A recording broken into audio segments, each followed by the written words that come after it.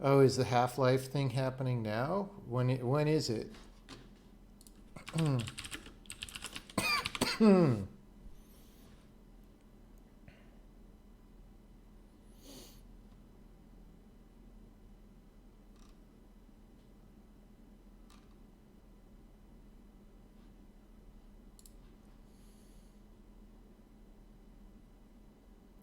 I guess at 10 a.m.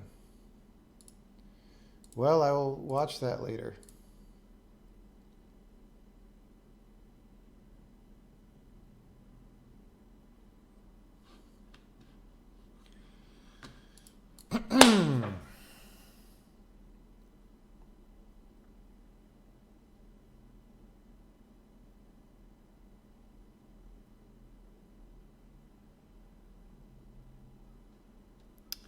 Okay.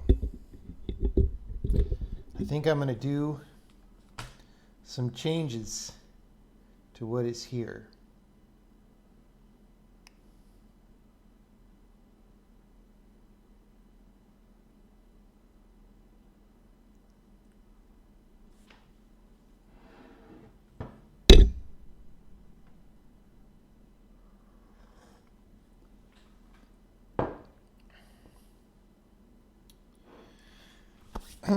So,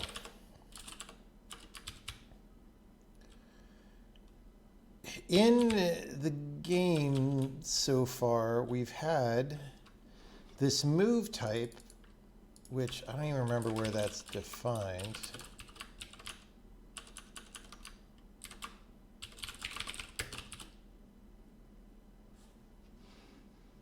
It's an entity manager because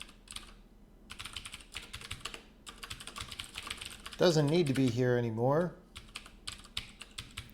Okay, so we had this move type, and then we had this linear move type, which we're not really using. And this was like how we would sync blocks and stuff, sort of. But I think I want to get rid of this, and I don't want to have there be a thing called linear move. I think I just want to say like controller move, teleport stationary falling, elevator, right? And then like being pushed, being pulled, being charmed, and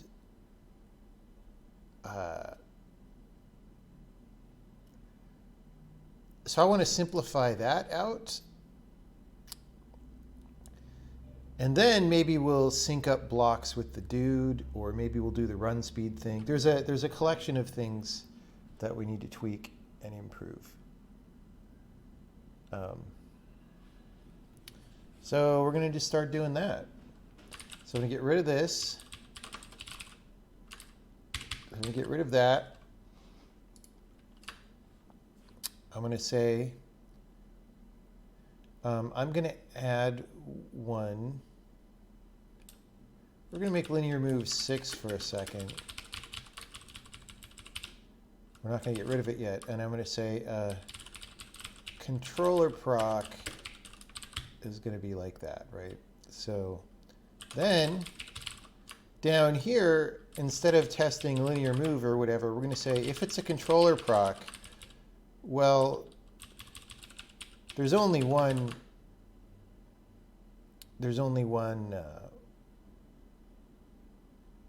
kind of controller proc right now. Later we might have some more code that looks at that, right?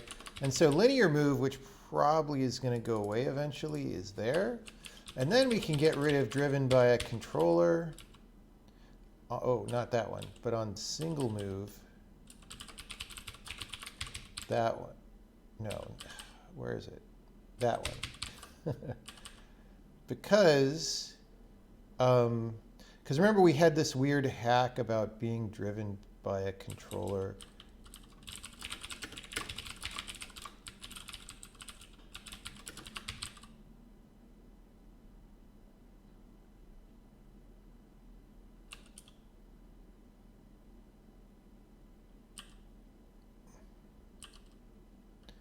Yeah.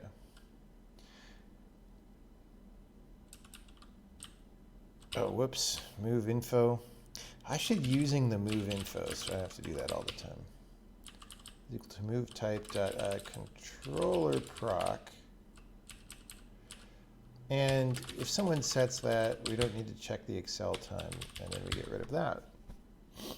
And then when we set this up here, we say get move info. Okay, it's linear move, but if it's a guy,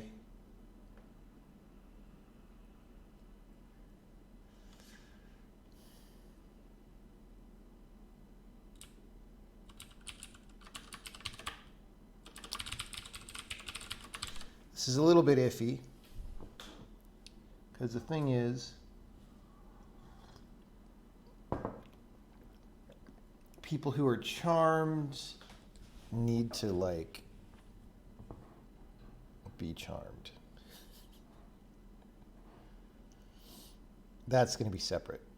Let's add those other move types that we want to think about. We're going to have, let's make this 99. We're going to have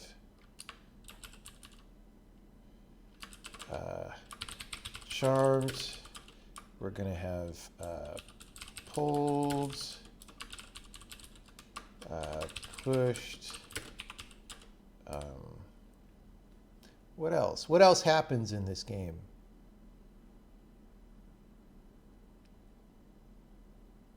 Nah, it's probably enough for now. I have none. Okay. Linear move type, that is gone. 4276. Okay. Driven by a controller. We didn't get that one.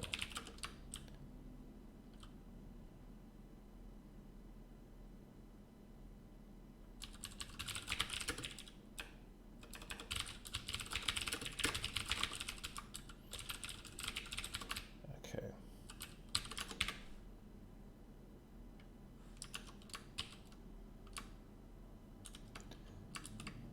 Whoops. Let's actually just comment this out so we can search for it. Okay.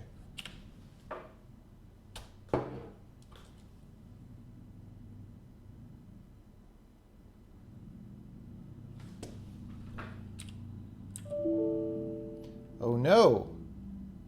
As soon as I try to move, oh, here we go. That is an outdated, let's just not bother with that. It's an outdated assertion.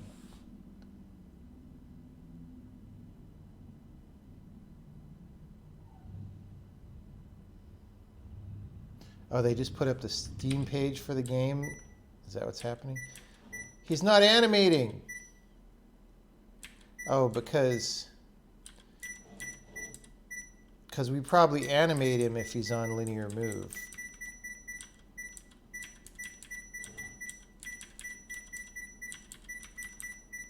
So we want to start looking for that.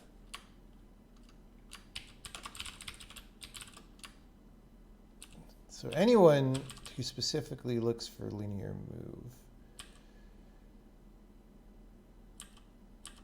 of which there's going to be a bunch.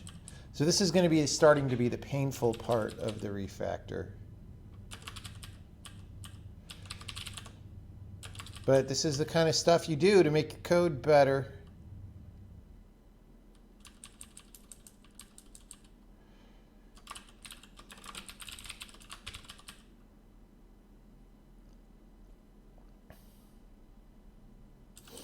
We're going to put a complete here. Going to put a none. Going to put several things actually. Going to put charmed, pulled, pushed, none. Okay. So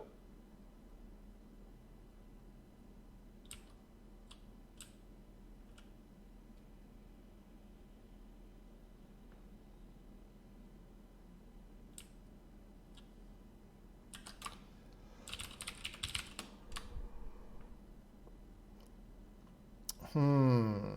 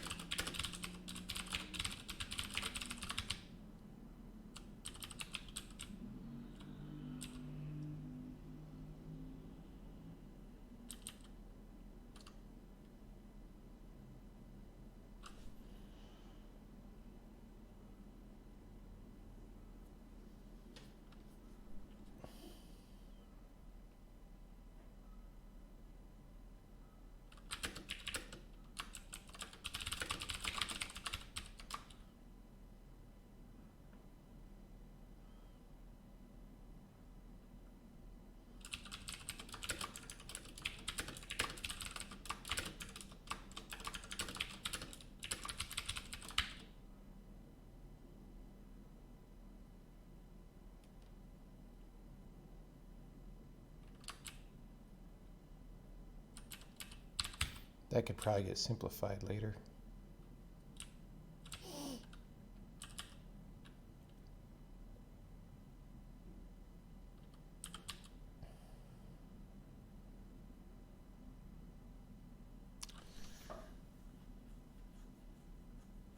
No, let's just do this. Is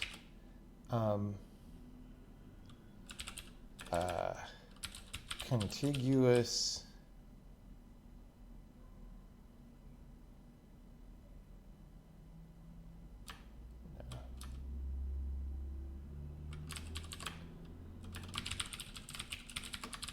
like it's an open question. If you're going to push a friend through some bars and they have a squeeze, yeah, you should be able to do that. Okay, so we're going to say if is contiguous I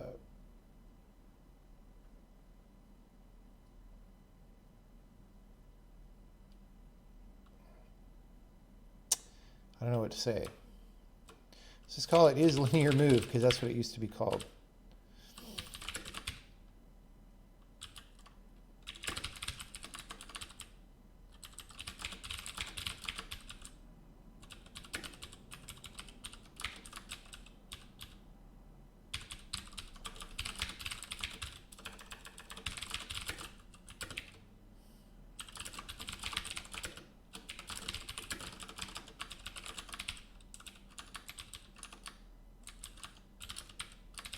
Oops.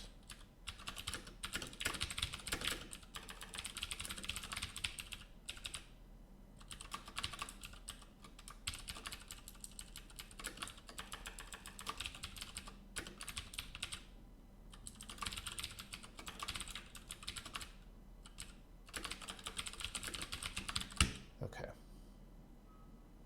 I mean,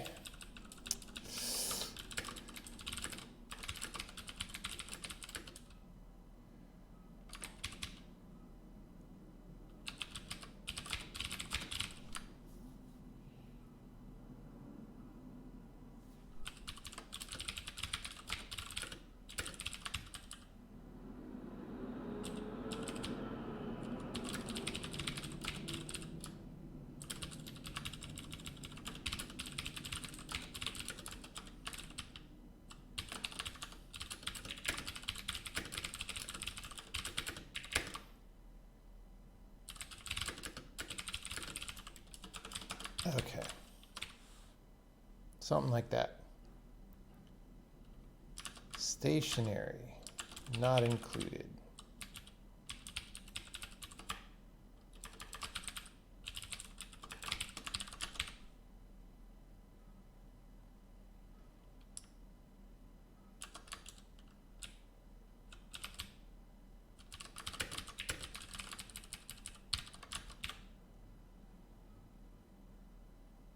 Okay.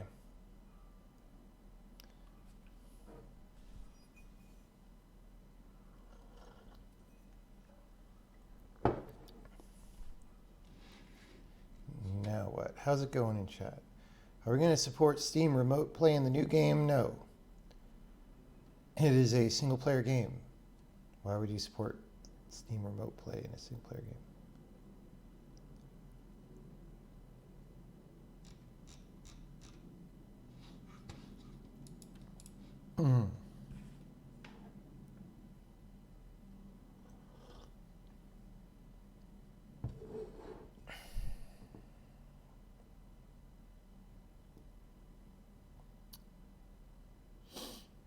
Okay, so we're just renaming some stuff, and a bunch of things are still going to be broken, because a bunch of things are expecting linear move still.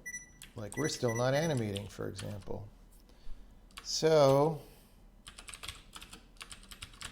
let's find that. Who does walking?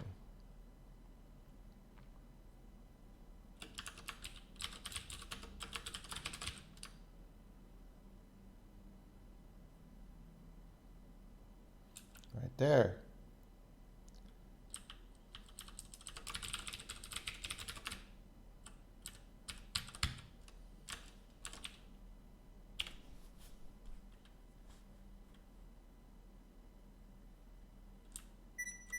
Still not. What? What? It might not be the only place. Oh, that's if it's not a guy.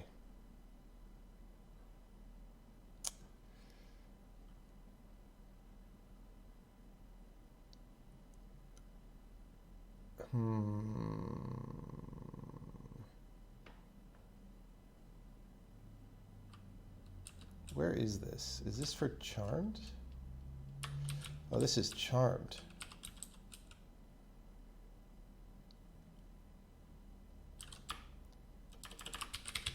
Whatever, we'll test that later. That's going to be broken because we never set Charmed, but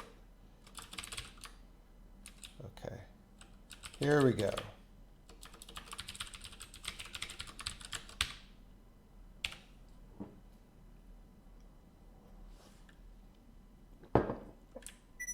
He's still not. What is happening?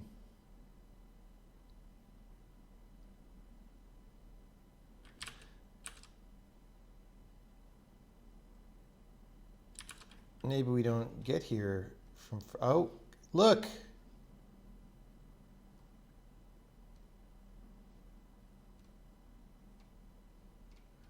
Okay, we should read our code. We should read our code.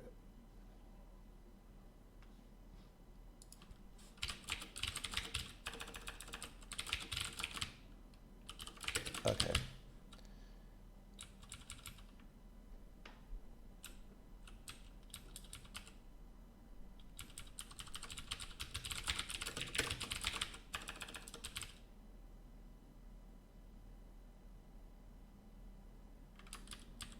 Wait, that's wrong.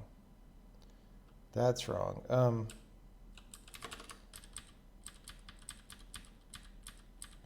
We actually want this to be controller proc, because these are all voluntary things that you do while you're moving under your own volition.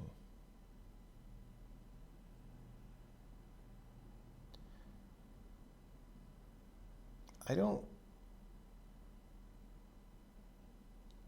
know why we're doing this.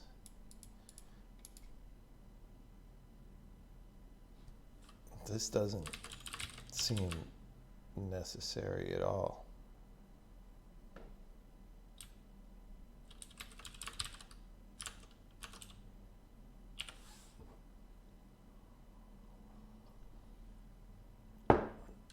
Hey, we're animating again.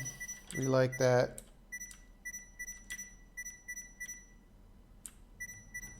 Okay. I hope you all enjoy the beeps.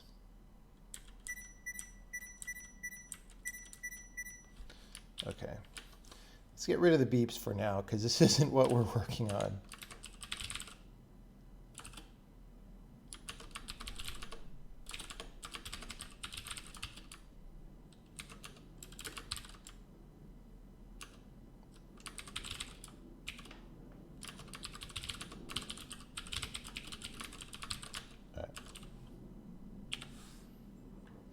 Beeps. No beeps unsubscribing.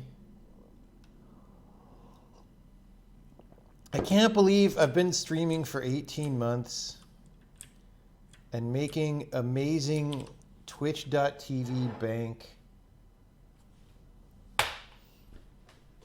It's astonishing.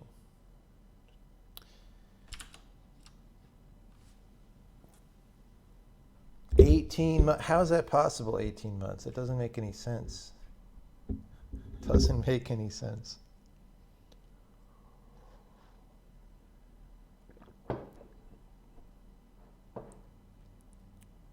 Move to Mixer, yeah. Move to Mixer. Mixer. Let's look for some other linear move, because our goal right now is to get rid of linear move.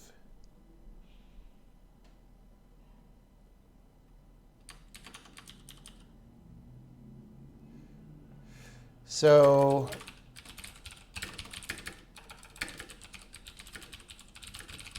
here, this is for spinning rocks, but for now we just do this.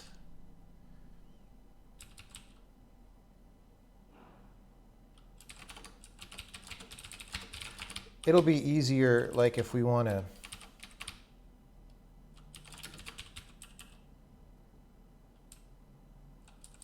this is for scrapes, so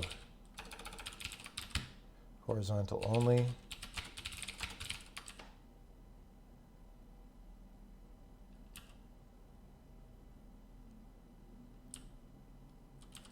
Horizontal only. Okay. Now what?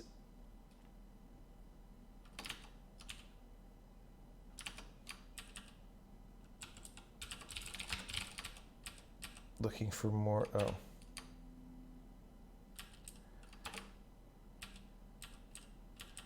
Okay, so this is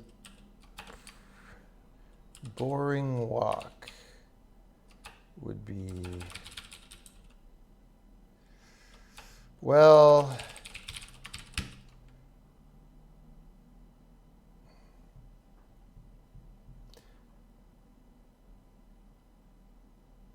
okay, so boring walk,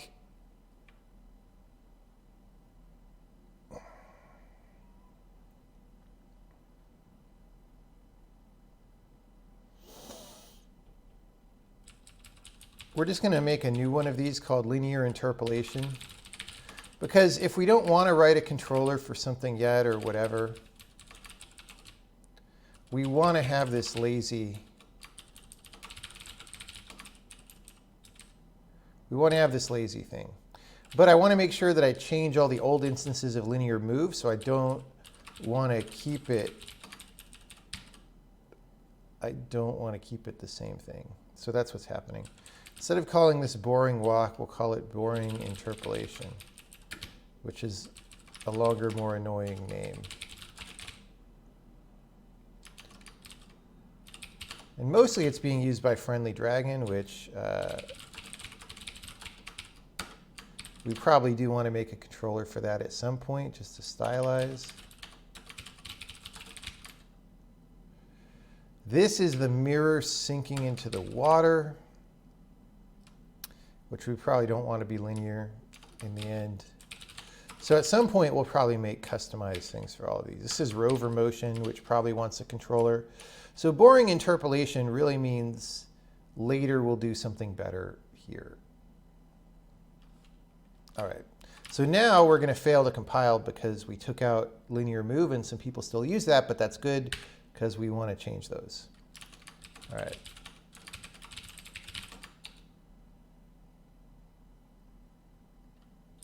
This is controller proc. So if we're walking and we can charm people, we go into this whole giant piece of code about charming people. If we can pull and we're doing controller proc, then we pull guys.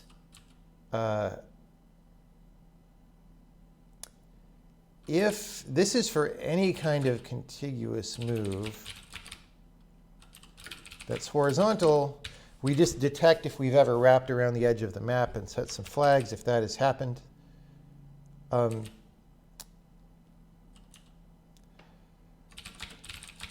These are the conditions under which we can set a stone skipping. What is this?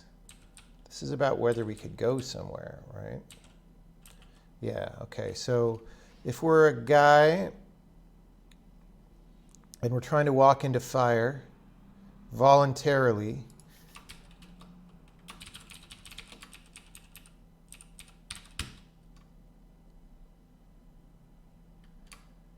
you know, this whole voluntary flag is probably not necessary now.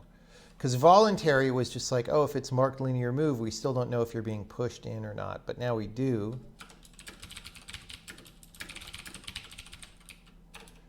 Voluntary, since now we know whether it's voluntary or not based on move type. Okay.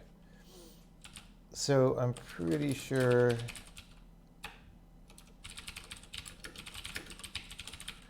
I'm not going to get rid of it yet because why change more than we need to?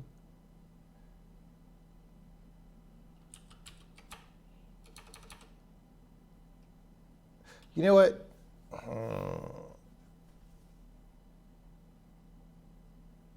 Yeah. So this is rover motion, which we said we're going to make a controller for later, but we don't have one right now.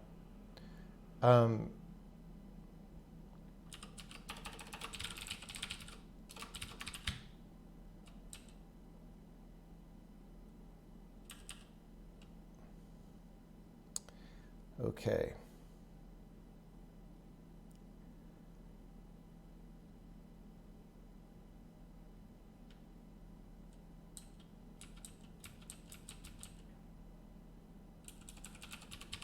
I think we did this.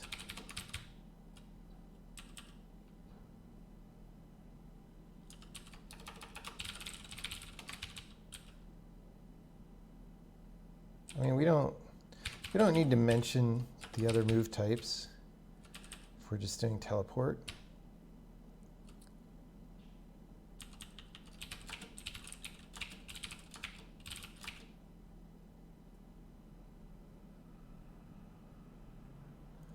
No.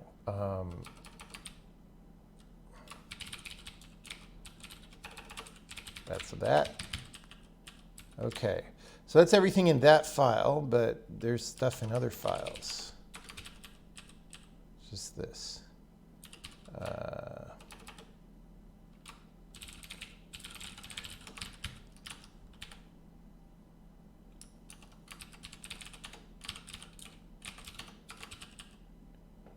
Okay, this is if a rock is being pushed.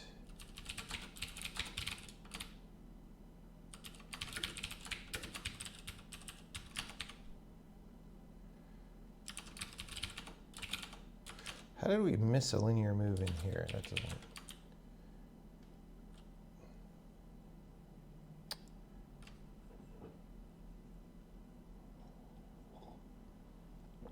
Okay.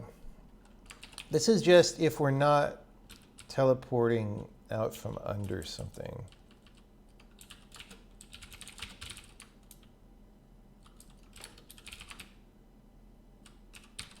I think. Oh, it's not called controller move, it's controller proc.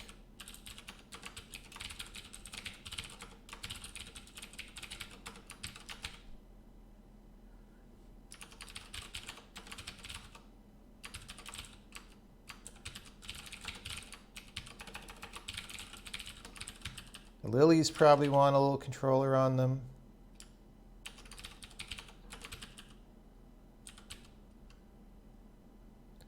Respond to guy move.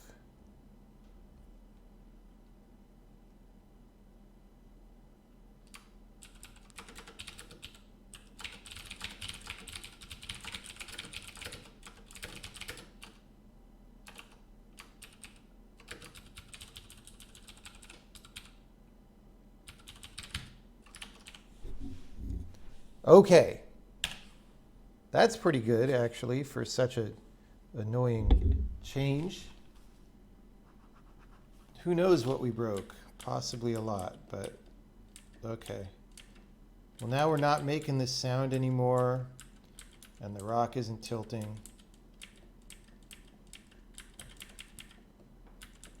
And my guy, like, isn't... The move buffering seems more messed up. I mean, it's always been a little messed up in the new system. Like, if I hold down the key, he'll move pretty smoothly, although you see some popping there that we're going to want to look into. But if I tap it a lot, it's now super jacked up. But that's, you know, that's the cost of cleaning up your program conceptually. Like, you just have to do this and break some things. Do you have tests right now that are meant to find bugs and how all the different mechanisms interact? If you try to play the automated gameplay testing and those things don't work, you'll get fails in the gameplay testing. That's just what'll happen. Do we have the option to continue on error? No, we don't.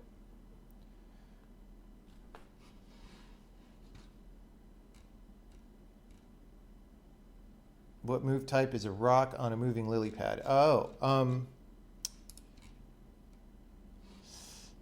well, that's one that I forgot. It should be support.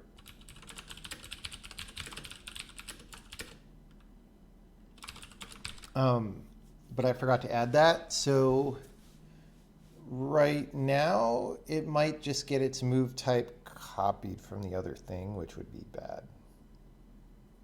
But one of the reasons I want to do this is because we want to know what's support or not. Like right now, we do set this flag if it's a support move, but like, we don't want that really. But let's get these other things working before we go try to do that.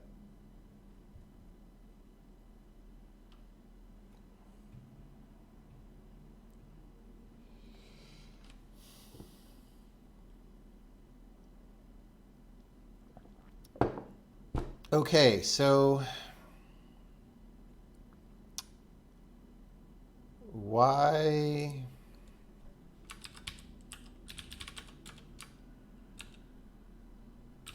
we had a play sound in here for pushing the rock.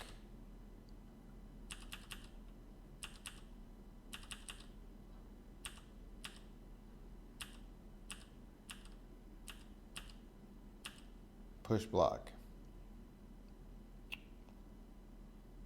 Okay, I'm just going to set a breakpoint there because I guess what's going on is that other move. Oh.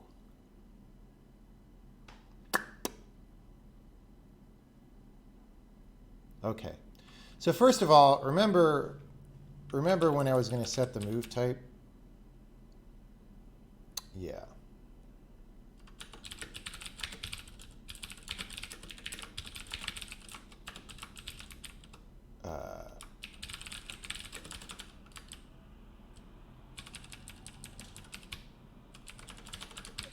Okay, so we want to set pushed here, and we want to set pulled. Now the reason I'm checking is because if this was in a beam and it was affectable by beams, it could be teleporting or something, so we're only resetting it conditionally.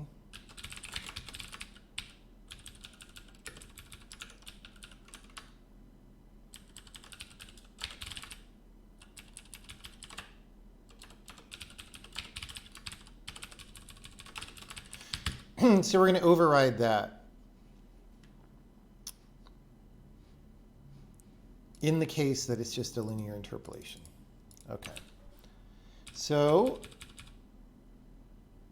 now, instead of checking other move,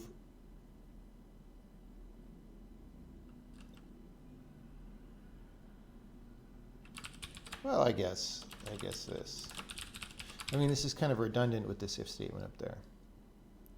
So controller proc is for a character who's moving.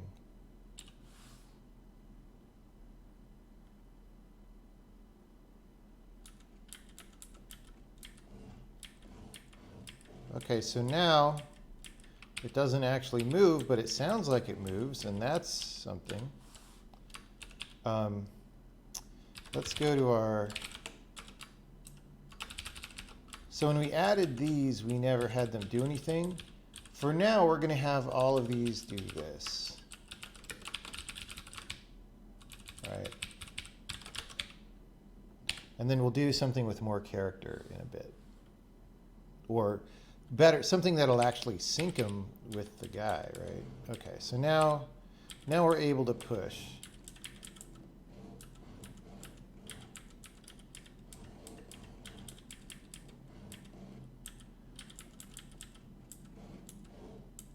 Is it tilting? And it's just, yeah, it is tilting correctly. It's just jumping so far ahead of the guy that it seems very distracting.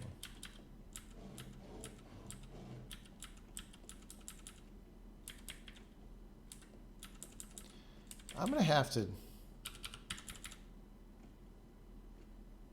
what's going on there? I guess it's like our controller isn't...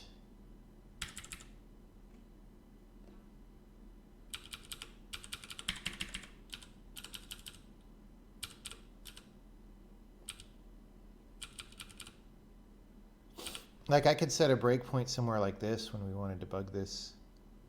And put that on the piece of paper. Like our controller isn't converging when the time rate is high or something.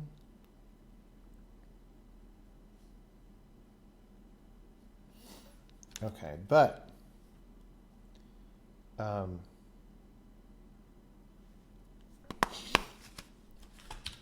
this is pretty good.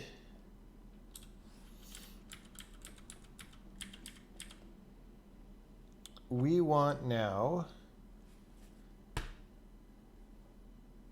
I think, to make the block sync with us when we push it so it doesn't jump ahead from us like that. Shouldn't be too hard. Are there any questions about what's going on? Would a debug visualization help with this? Maybe. It's just the stuff I'm doing right now is still pretty easy, so I'm not that worried. And some of it will track automatically. So like this one, you know, because we can print enums, our debug visualization shows us our new move types, right? That's when your language is actually being high level. Like being a high level language doesn't mean it forces you to type a bunch of getters and setters every time you create an object. It means it does stuff for you that doesn't cost you anything, right? And so one thing that we have that C++ I still think is not good about, unless they added it in C++ 20, is, you know, stuff like that. So we automatically get a little bit of benefit from the thing that we did.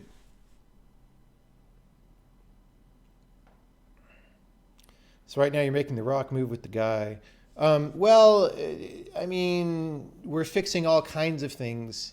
We're breaking things because we're changing the way things are structured very heavily. And then we're fixing them and then breaking them and fixing them and breaking them and fixing them. And eventually, if we manage to fix more things than we break, then we win.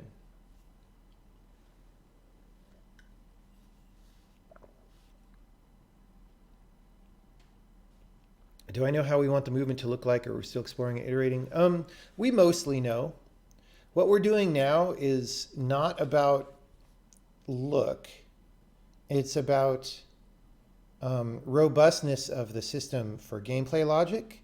Although we do want more ability than we've had historically to tune the look of things. And that's one reason why I'm adding all these extra states that I just added and stuff. But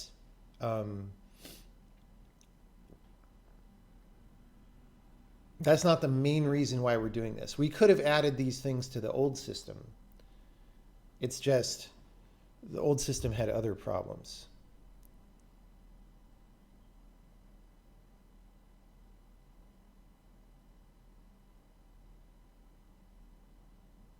All right. Will you feel the tile snap when moving several tiles? I mean, those are things that we have yet to tune. So like, well, it's kind of messed up right now for this thing that we have to debug, but like usually if you're just jamming through a puzzle, you just tap the key the number of times you want to go.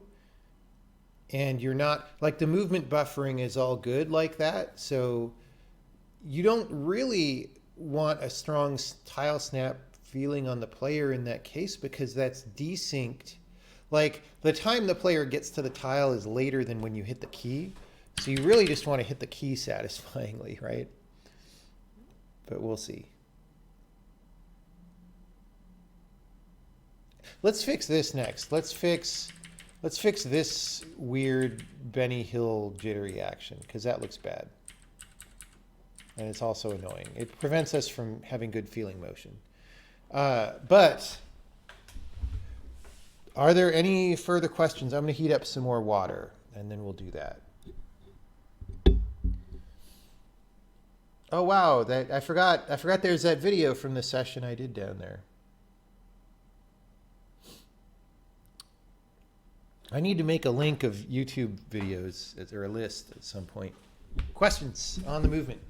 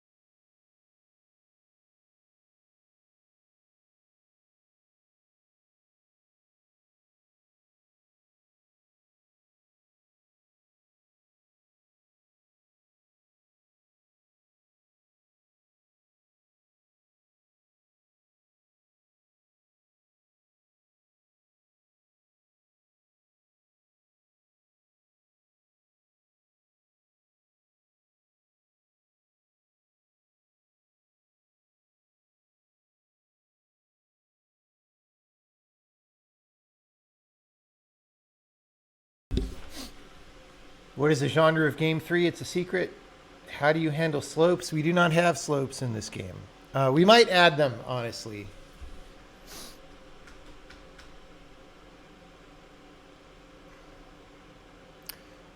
We just haven't, we don't have them right now.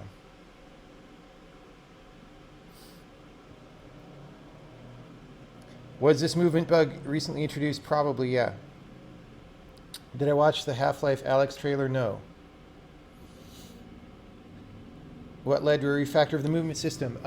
Well, it's a long explanation. So instead of doing it again, like I literally explained this for about 15 minutes, and it'll be, if you want to watch it now or watch it later, it'll be a couple of days ago. If you go to the VOD list, the first video that says new movement transaction system from like Monday maybe has this explanation in it. Why is the frame rate capped? Because we just have VSync turned on. And my monitor is 60 hertz.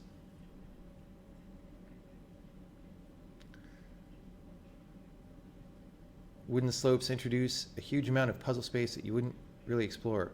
Yeah, and it also has problems like, what about when you're pushing something down a slope and it's like halfway down? Like it's not really in a grid square. So these are reasons why I don't really want to have slopes. The thing is, if you ever want people to, so it's sort of an invariant in the game right now that you can't ever go up except under very specific conditions. And that's kind of good for puzzle solving, but it's also a little bit inflexible. So if we had a very clear way that you could go up, that might be fine, but it would probably be ladders, honestly, and not slopes. But I don't really want to add anything new, so we probably won't have ladders either. Elevator. Yeah, we do have elevator, actually. We just don't use it that much. Aren't up beams enough? Not really, because the minimum amount of stuff that you need to have a beam get you upward is like 1, 2, 3, 4. It's like 4 or 5 objects. So it's pretty convoluted, which is fine if there's a puzzle involving those 4 or 5 objects, but if you just want to go up, it's annoying.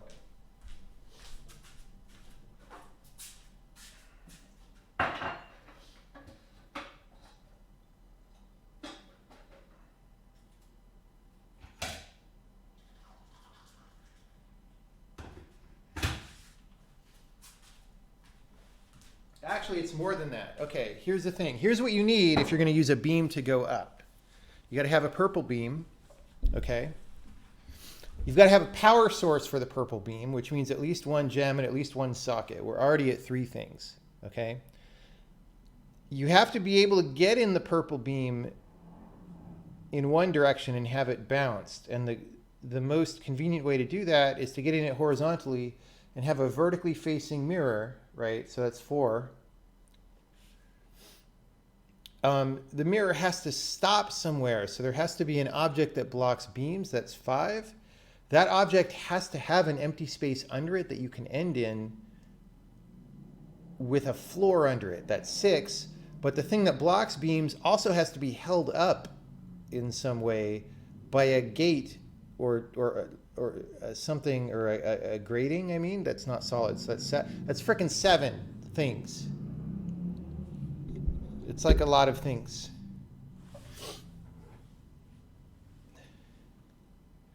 If I add ladders, you could have a Sokoban puzzle from Zork 3. Yeah, I just don't think we're going to. I think we have too much stuff already.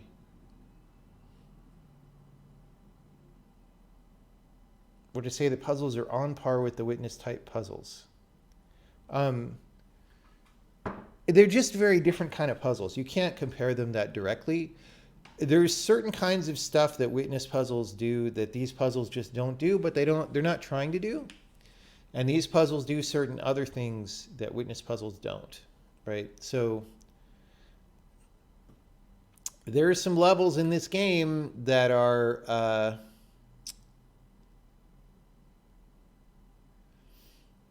like individual puzzles in this game can be much more complex and involved than witness puzzles,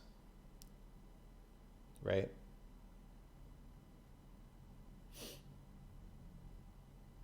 Do I think switching to text editor? I'm not going to answer a text editor question. People talk about text editors too much. Sorry. Are we adding ambient occlusion at some point? The bird cage is looking flat. No, it's not. It's got pre-computed. So everything, oh, that one, that's probably just not light mapped, actually. But like everything in the scene has pre-computed illumination, right? So, you know, yeah, the bird cage, maybe the material is set to not take light maps right now, which would be bad.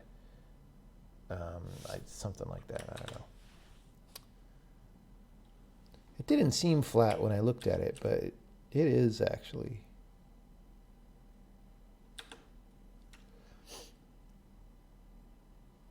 What's going on with the shading on those rocks in the bottom left? You mean the vertex shaded look? It's just set up that way. It's a temporary mesh. Just don't get bent out of shape about stuff like that, because, you know, between now and when the game is done, many things change.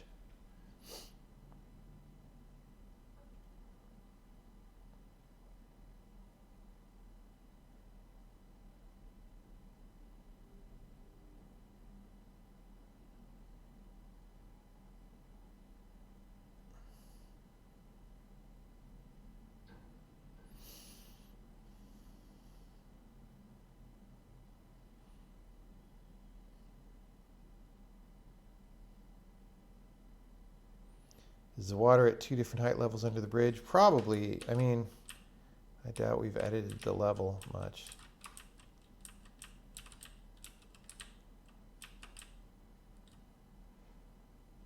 Yeah, that... I mean, it's sort of doing a perspective thing, which we do in this game sometimes. It's just... because the texture on the water is the same size, it's a little weird.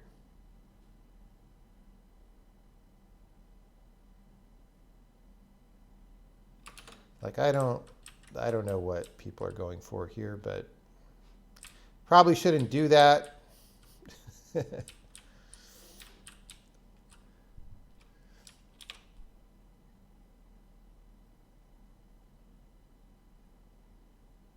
What are my opinions of asynchronous multiplayer? I haven't played that particular game, but I don't see the point of it, honestly.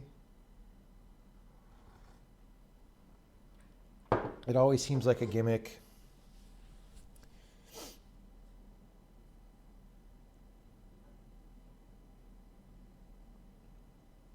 Okay. So let's go back to things. Let's figure out why we are why we're freaking out.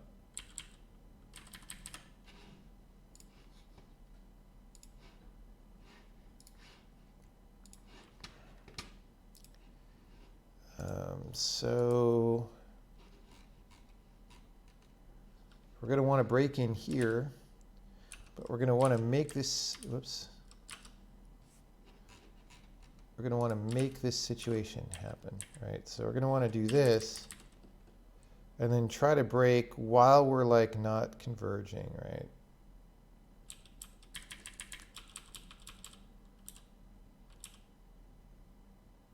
And so I'm just going to slow down time a super amount and then hope that's still happening here. Okay, what's delta? 0. Okay. So we're exactly where we're trying to be. Desired velocity, also 0.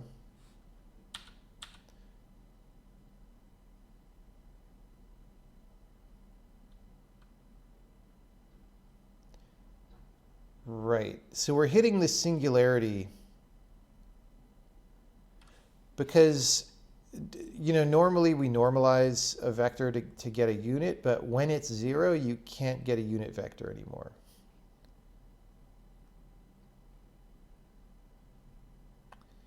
Okay.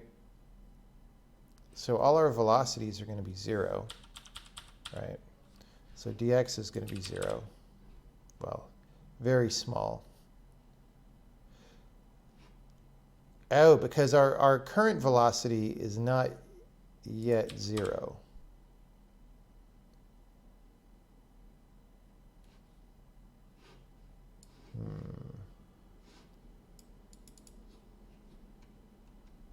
Anyway.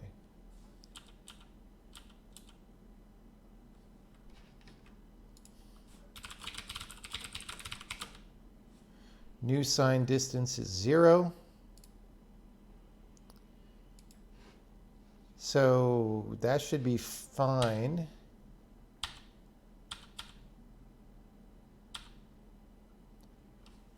The controller is done, should get set. It already was set. So maybe we're waiting out the complete transaction time accidentally, even if, because this part appears to be working correctly. Okay. So that's the only move in that transaction. Okay.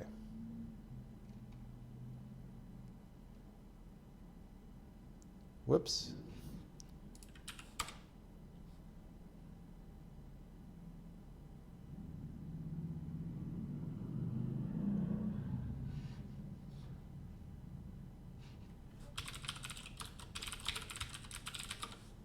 So there is only one transaction live. It's my guy moving. He is not set to done, right? So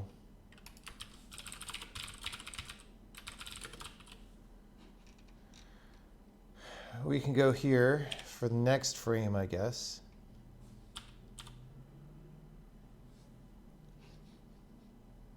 Wait, what?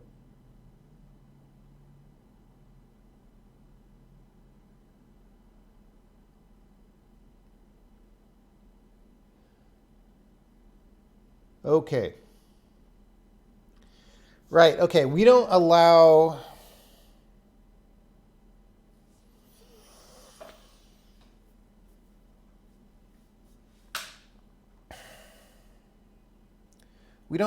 a transaction to complete until the amount of time passes before the physical move can happen, and that's by design. And there's a little bit of an inconsistency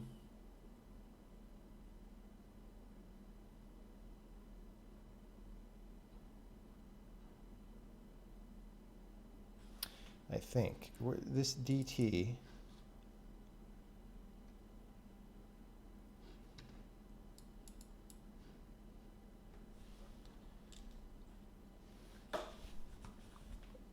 Is this the one? So there's a place where we look if we have moves buffered up. And if so,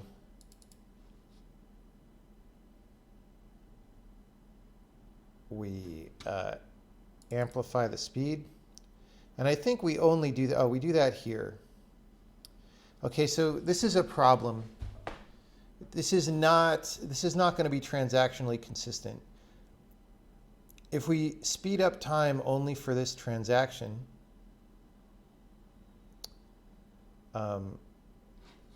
that's no good. Now, that's not actually the problem that we're seeing. Right, so our speed factor is like 3 right now.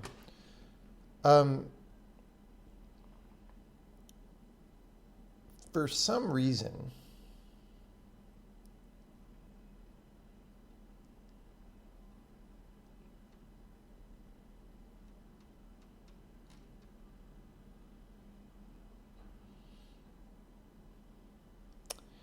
yeah, okay. Okay. These things are very annoying. Okay, so this is stuff that I was thinking ahead about and, quote, being smart about before. We need transactions to retire in exactly the order that we want them to, that we can predict that they will. Okay? And so we set this issue time, and this issue time is set based on a global clock from the entity manager that everybody has in sync. But we're also speeding up the elapsed time on the transaction, and these ideas are inconsistent, right? So first, this speed amplification needs to happen for all movements. Second, we can't use the game clock.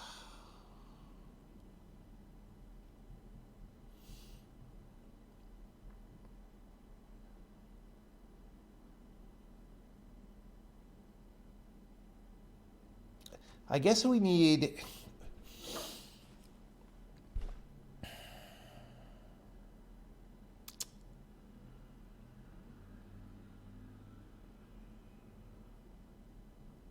See, this is interesting because it looked like a very small bug, but it's actually a conceptual issue in the way this new system works that needs to get resolved. So it's actually an interesting decision to be made here. And this is part of what we're trying to solve when we design this system, is to manage all these constraints. Okay, so I can do this magnification way outside the sim loop and have the sim loop run forward on this clock. That's maybe not... We didn't like the way that looked before when visual effects went faster. It was too much like a time warp, and that happened all the time when you were just running around.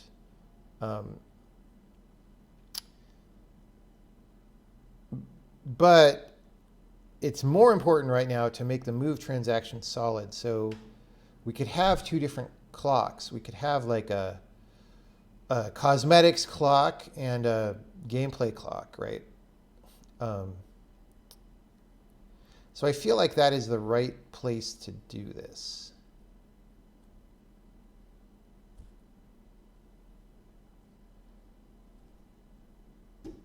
And that'll be weird for a while, but it's solvable.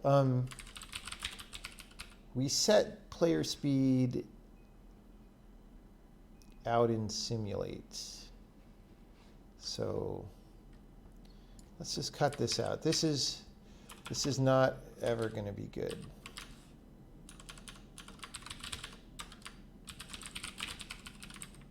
Okay, at the top of simulate, we figure out the player's speed. But interestingly, this is actually too close in because we call the step DT.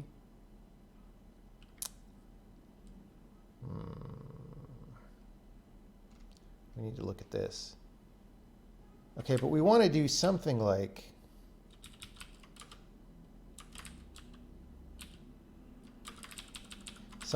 this.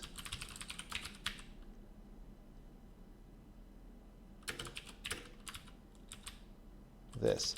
Now the problem is whoever calls us is now confused because they passed us a particular step DT. So I really want to do this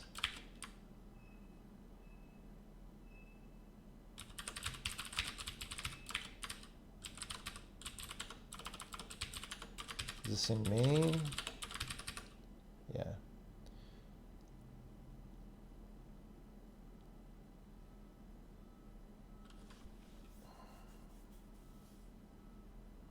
See, really, we want to update this player speed outside all of this stuff that's happening.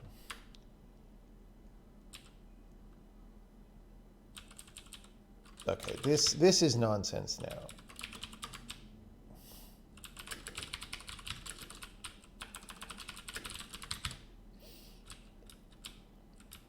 Okay, we're gonna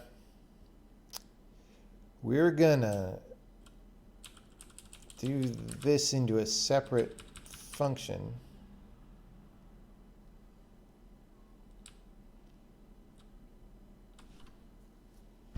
Oh, see, this is inconsistent. Oh my God. This is hairy because we're interpolating the player speed toward the player speed target by the step DT, but we want to multiply the DT by the player speed.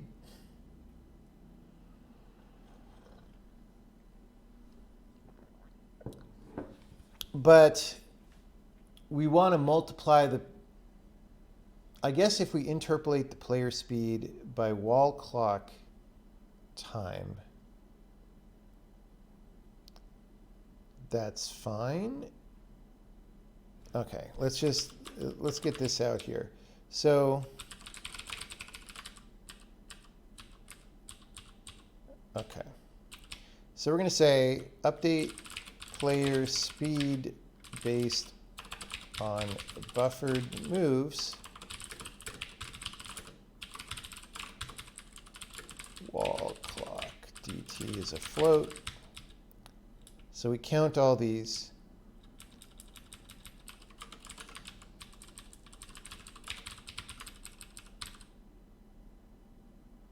And you know what? Do interpolation in steps to be less prone to frame rate issues.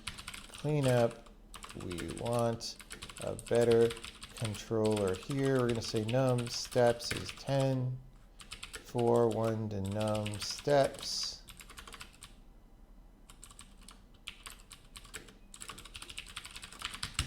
Like that. So we're taking our wall clock dt, it's times 8, but divided by 10, and we're just going to do that. Actually, this is linear. Why am I doing that? Doesn't matter. It's a linear function, dude. Okay. Never mind. Okay. Sometimes I get controllers on the brain and I do things that are not necessary.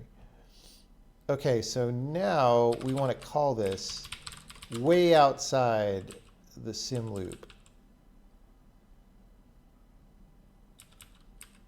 All right, so we want this on manager.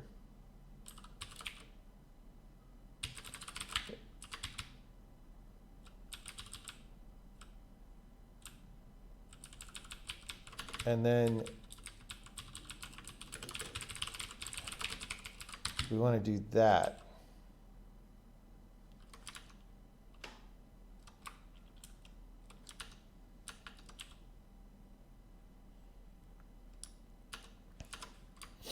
Right.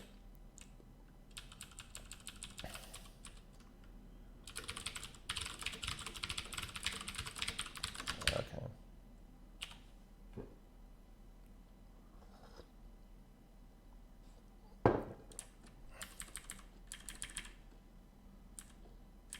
It didn't look that much better. Yeah, it does look better, but it's still...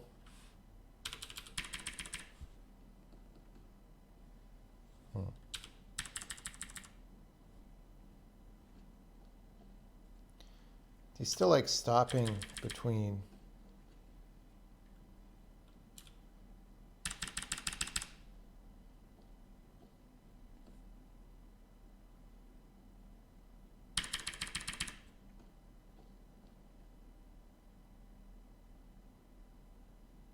I understand why he's stopping.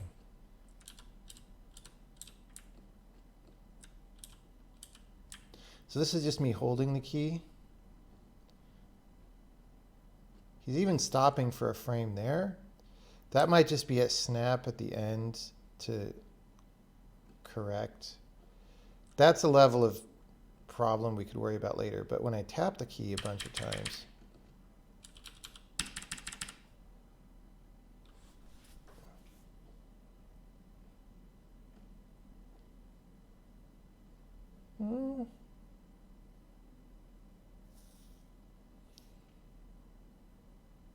it may just be that the time steps get so big.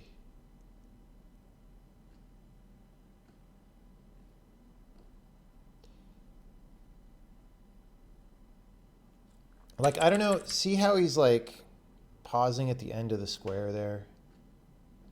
That might be the physical move thing again. Like we're waiting for that to happen, but just less time. I'm not sure why we would be waiting for it to happen now, because as far as I know,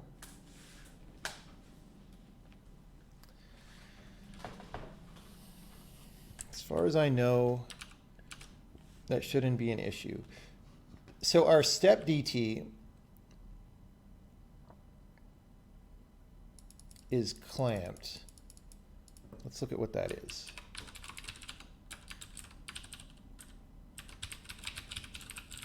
So basically 30 frames a second is our slowest. We refuse to simulate a time step longer than 1/30th of a second, right? So if you have long frames longer than that, then we break it into multiple time steps and call the simulator on those multiple time steps.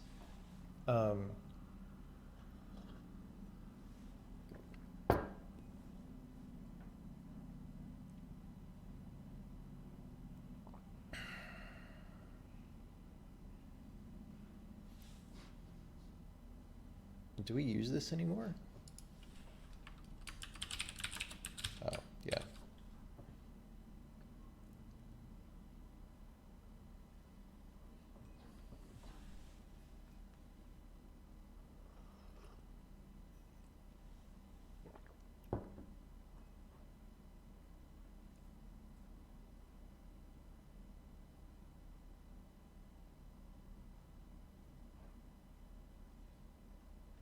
Why not speed up and slow down everything? Because it's weird. I don't know. We just need to find the balance of that. But I am trying to speed up and slow down everything that matters for the transactions. And so my question in my mind that is not currently answered is, if I am successfully speeding everything up, then why are we pausing at the end? And the answer could be, so the control code that we have is not linear. And it might be that 30 FPS is just not enough FPS to minimize the nonlinearity for the way we're doing the math. So I could like do this, and then we just have a lot more sim steps, right? But it doesn't really look better.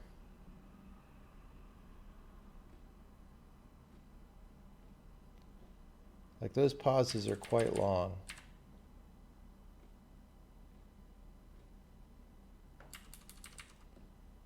Okay, here's what we're going to do. Remember our beep that everybody loves?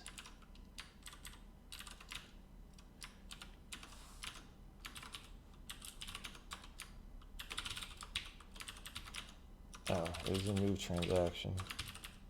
Remember this beep? We're going to play that if we haven't physically moved, but our transaction is done.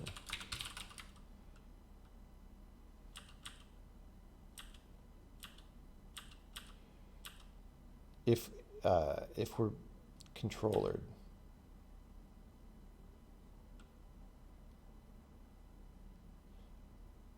Oh, we leave it in the same place. We just say if t.controller is done, right? So we don't want the controller to be done. That's a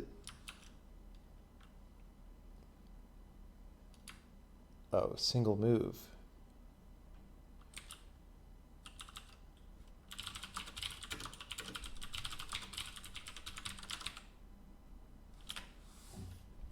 This would be a bad sign if this beep happens, which it probably will. Not now, because I'm holding down the key.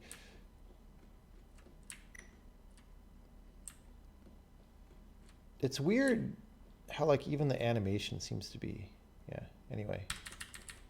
No, I mean, it's happening a little bit, but it's not happening in accordance with all the crap. Doesn't it seem like his animation is speeding up a lot more than his motion? Maybe that's just an optical illusion, but let's see. What if we double multiply player speed? That could happen.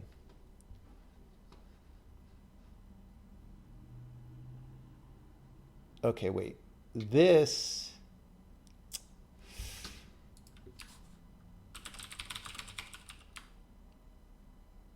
See, okay, we did it here.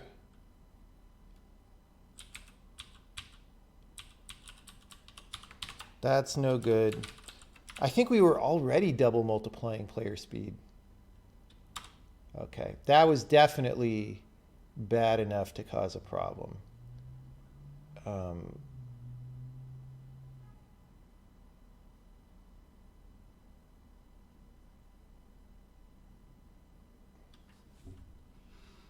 What is all this? Wait, what?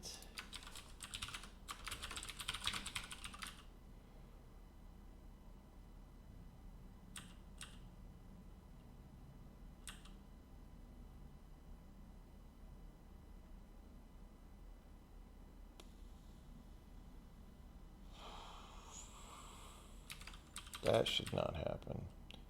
Oh, this is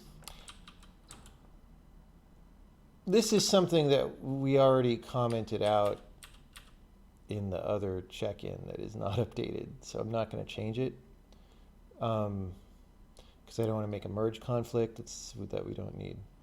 Okay, so yeah, we're also double multiplying here.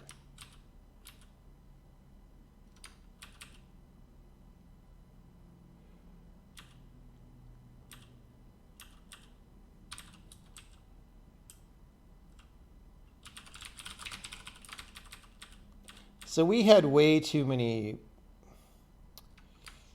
See, yeah, we were hand mixing this in various places.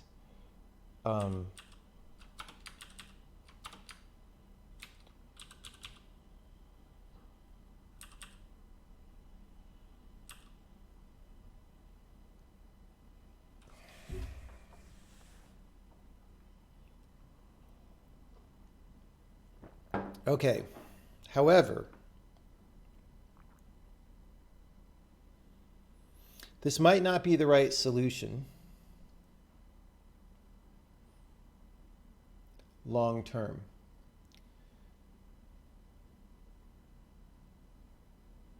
Because I'm saying, hey, I want to make this thing update globally so that we have maximum transactional consistency. And that is important for now because we're just trying to get this transaction system rebooted and off the ground. If I find it objectionable to have this kind of speed up happening everywhere, like I said, we could have the multiple clocks where one of them just runs cosmetics, but also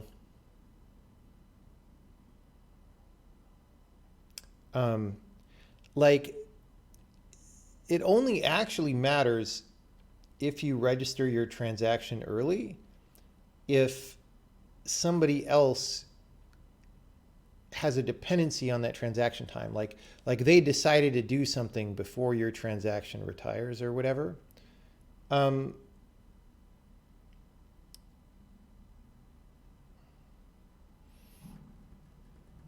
Which usually isn't the case. So we could we could do the speed up the way we just had it, but only do that when we know nobody else cares, which might be a better solution for the final game. I'm going to leave it this way because this is simpler. I think some stuff just got harder. So now lily pads will speed up if you try to run onto them. So that makes timing more difficult there.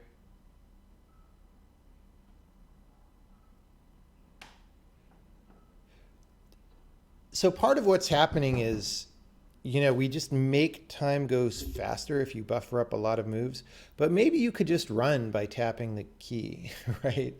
I didn't really want to do that because you want to be able to be chill and just hold down the keys and solve all the puzzles that you should be able to solve by tapping, but I don't know. That's also, there are options that we can explore, but we need to solve the most basic thing, which is this consistency issue.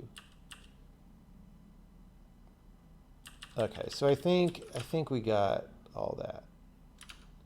Let's see what even happens now, because we changed several things right there.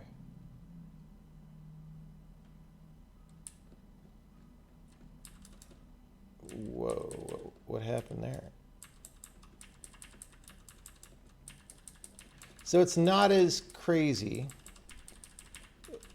It's not beeping on us, but we are still getting things that don't look right.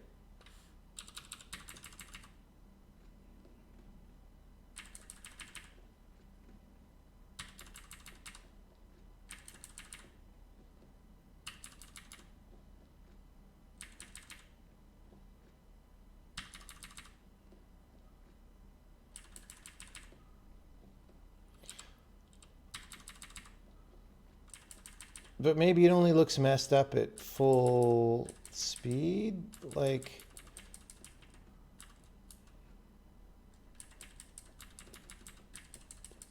see now, this looks way worse than what it looks like when I slow it down. So like, maybe I need to record video and then slow down the video playback. Because this looks almost, I mean, there's some little jitters, but that looks mostly fine. But when I do this, like that already looks like he's animating too much. And we're not even at normal speed, right?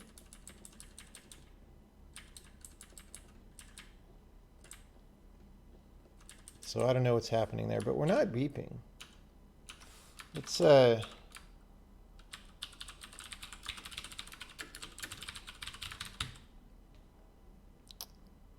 make sure we don't check that in later.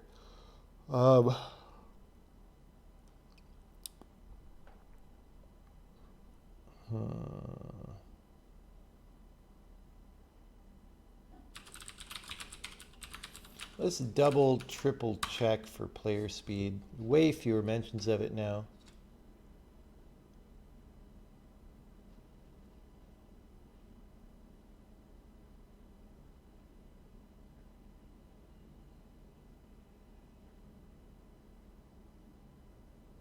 Wait, we're still double multiplying. Wait, what? That shouldn't be there. Hopefully that's commented out. Wait, wrong file. See, that's an old one also. We don't want that one because we're multiplying it outside the loop. What? I'm dumb. That's right where I was looking. All right. I don't know how much that's going to help, but it might. Oh yeah, that's better. That's better.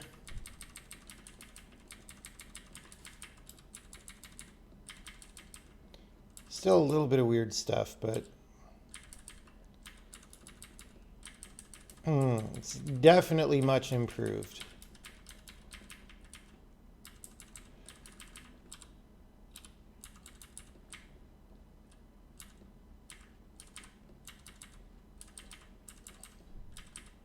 He just moves a little bit slowly right now anyway, but we still haven't done the run speed thing.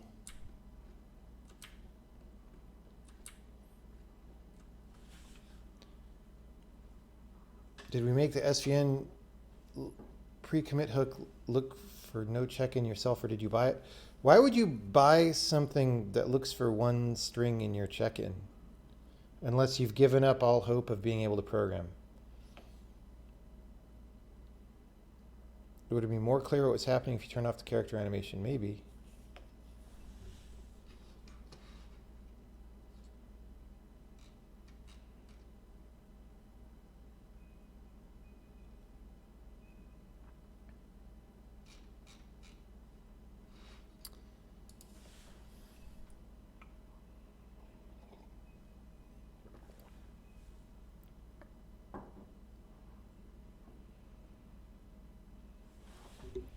I mean, I know that people buy things like that.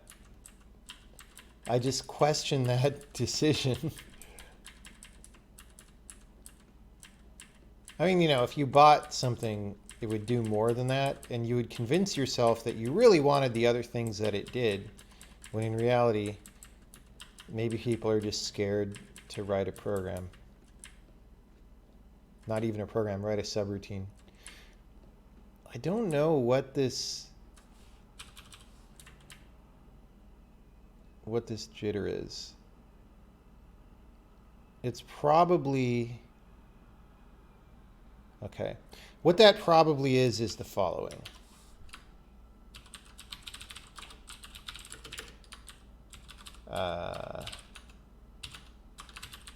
At the end of an interpolation, we do this. That might not be the only one, but maybe it is. And I think that's just causing a bit of a snap, right? So, whoops. Wait, what?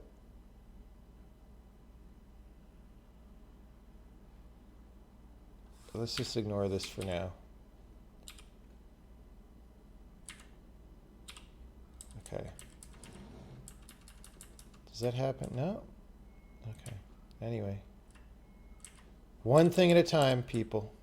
So I'm holding left, and now I'm running. Yeah. So that little snap appears to be gone. Now the problem is, without something, we will drift over time, maybe. Maybe not.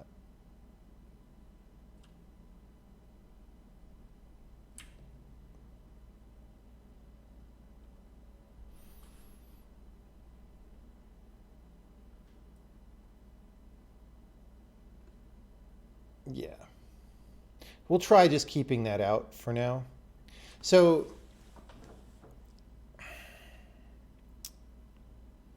yeah. Yeah.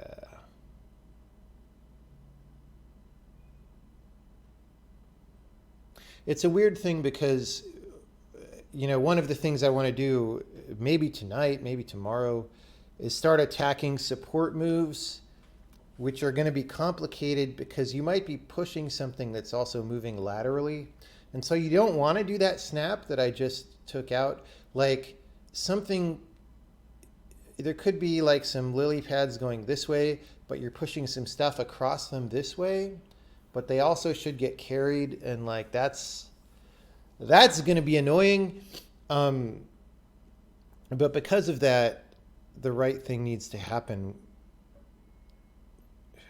I'll figure it out. I don't know, man.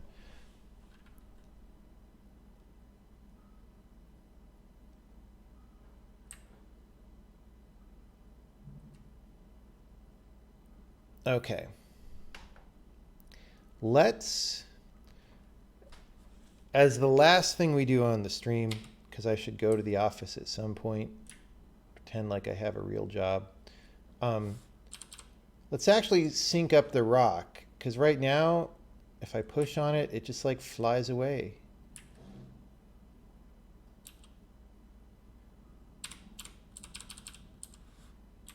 Right? And that's just because the push gives it a linear interpolation with a certain timer on it, and that timer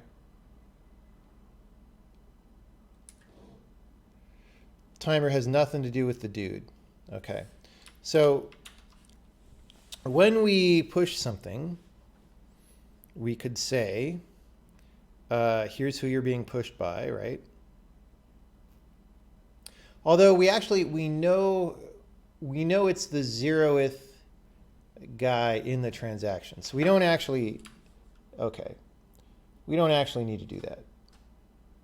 Well, later if we do really weird visual nuances or complex visual nuances, this might not work later, but it'll work for now.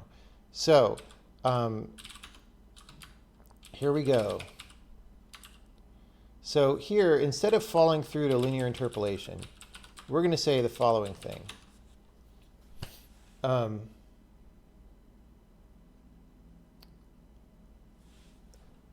It's going to say update pushed position.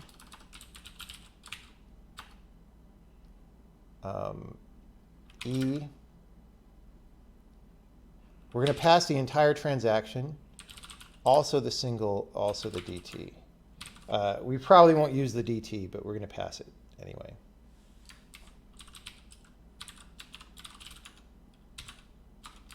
Okay. So update guy position, update pushed position. We'll put this down at the bottom.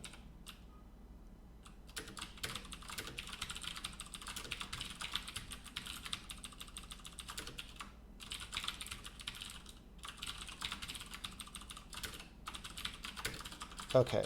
So pusher is, well, we're going to assert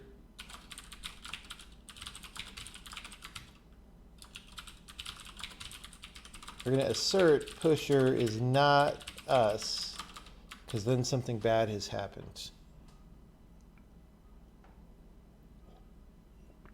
Then we say,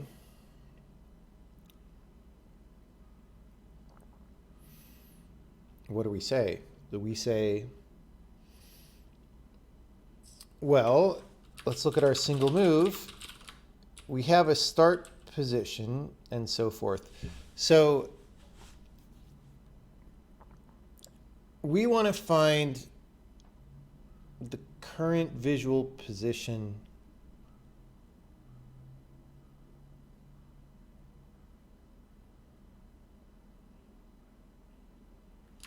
hold on.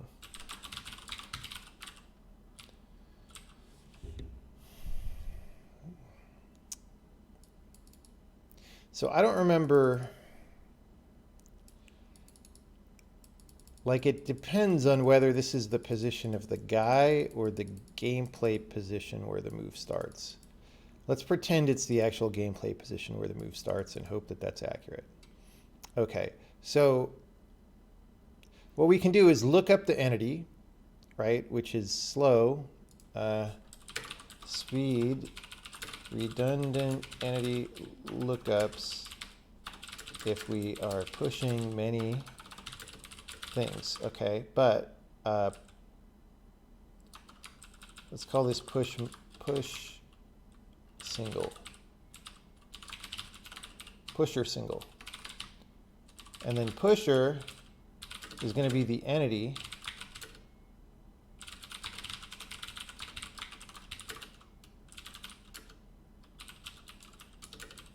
it got destroyed or something. We could assert there, when the transaction system is totally done, this should never happen, but right now we're not sure and we'll just punt, right?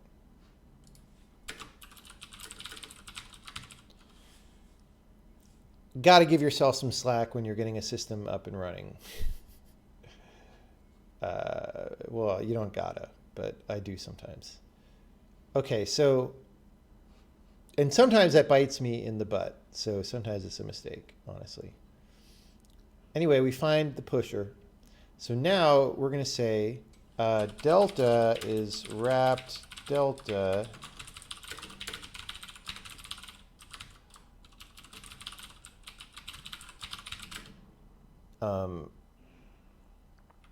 I think, yeah, we use the proximity grid for that. And from pusher single dot visual start to pusher dot visual position. We also could have saved this visual position on the move, but whatever. We get that delta, and then we add it to our position.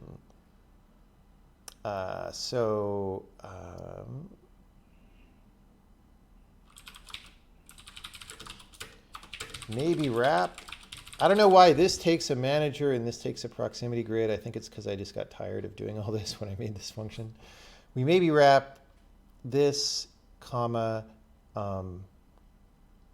single dot visual start plus delta, and e dot visual position is new position.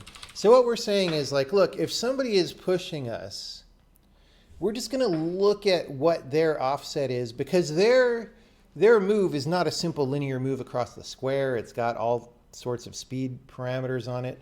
So we're just going to look at where they are and just do that. And I probably messed this up many times. Oh.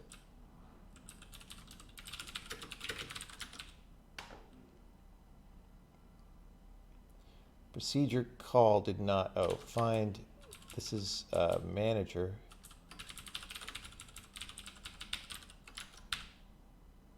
All right.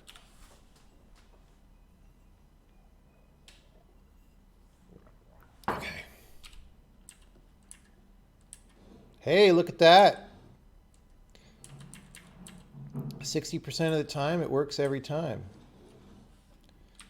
I mean, we're not, we're not IKing the hand position or anything, but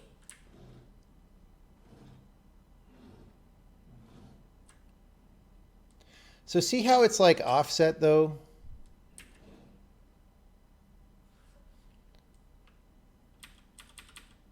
There's various things happening.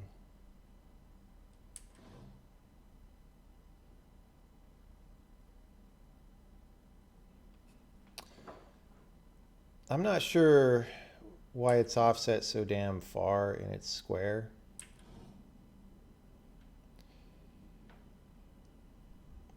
I think it's because that visual start. No, something's wrong. Something's wrong.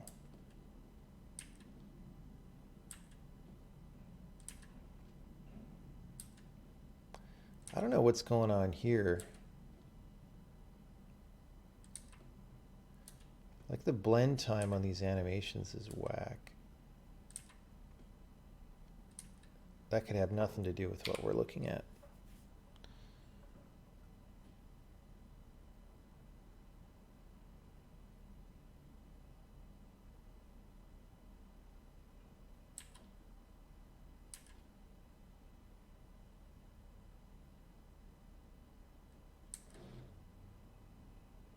See, now it's not offset.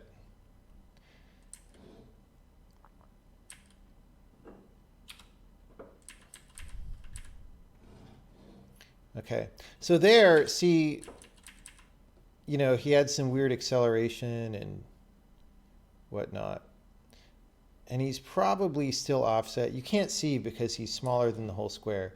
So the problem is, let's see if this fixes if we put back this snapping, right? Whoops. Where was it? This snapping down here. It may fix it, in which case we get to think about what we are doing. Yeah. Well, it didn't totally. Mostly. So see, like if we allow there to be some accumulated issues, then that's fine. However,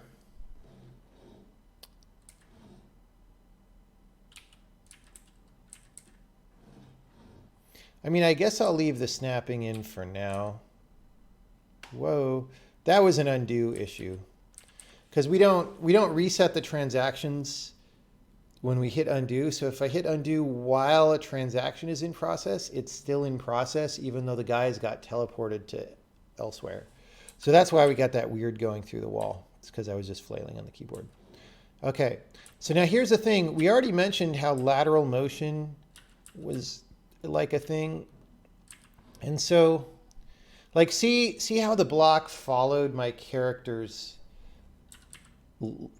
like, when I looped around like that and had this wide acceleration, see how it kind of comes with me like that? So we can reproduce that 100% of the time by just going in a loop like this, right? So if I go, see that? So if I go here and go in a loop, yeah. So let's fix that. And we can fix that by just saying, we're only going to take the portion that's parallel to the direction of motion.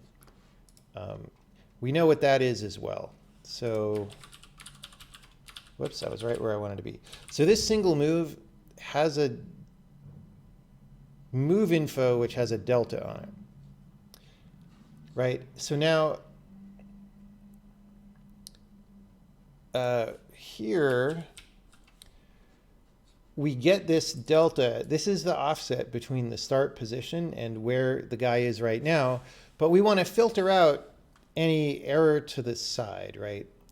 And so what we could do is say, take only the portion parallel to the delta on pusher single.move info, right?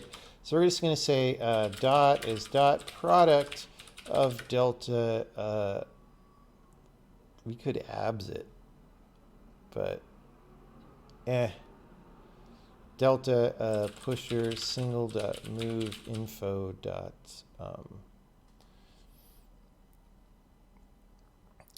delta, right? And then clamp 0 to 1, don't let us go backward or beyond the square. And then delta is pusher single move info dot delta times dot. All right. If you don't know why that worked, linear algebra, baby. Well, we don't know that it worked, but all right. So now let's do our thing again. I'm going to go in a loop. Hey, hey, see, it's not flying to the side.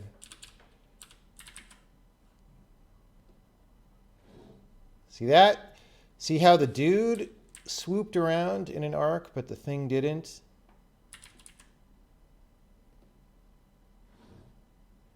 Ladies and gentlemen, so here's the thing.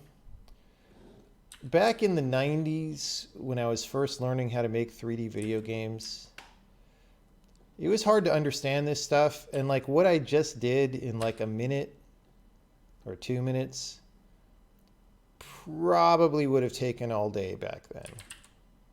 So you get better. You get better. See? Now the guy is he's still flying around too much into walls and stuff, but that's fine. We're just going to tune that acceleration.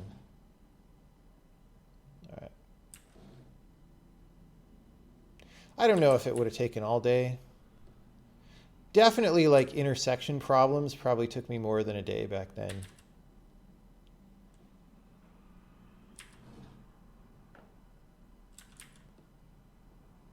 All right. Whoops. I went too far.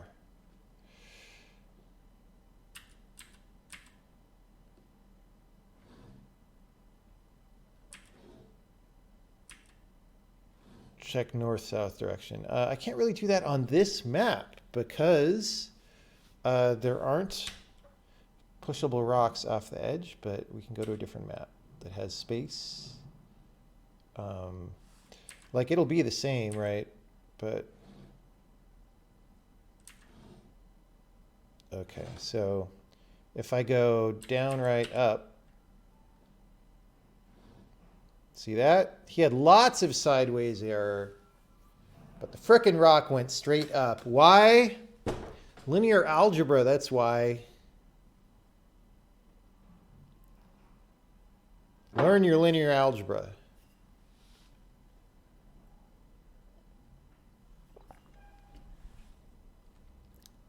Is dot product function part of the language? No, it's a dot product function.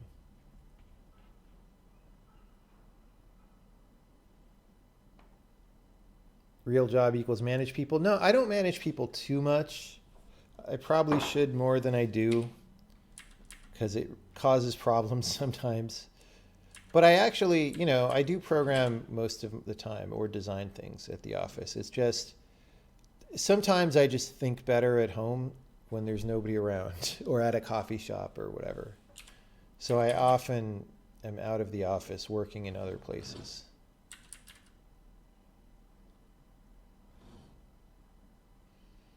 So very nice. Okay, so let's make that work for pulling. Let's go to a thief level. This won't work for pulling yet because we didn't do it for pulling, but we just want to do the same thing.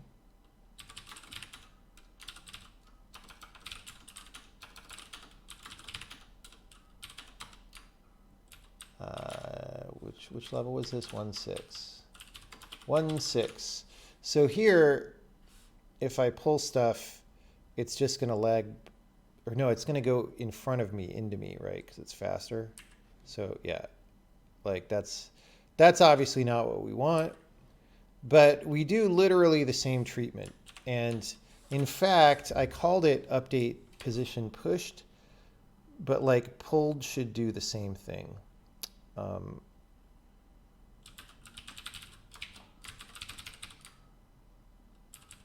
So here, I should just be able to do that.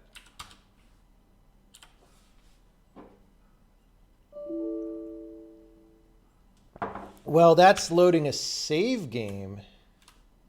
That's weird. That's going to happen every time, probably. All right, well, that's a bug that has nothing to do with anything we're working on. Let's try going to a different level and then skipping forward. Okay.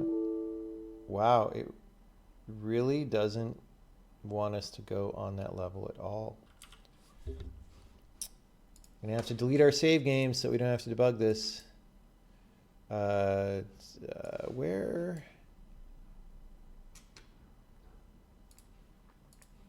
I keep forgetting where our saves are now. I think they're just in the documents. I'm running out of disk space. I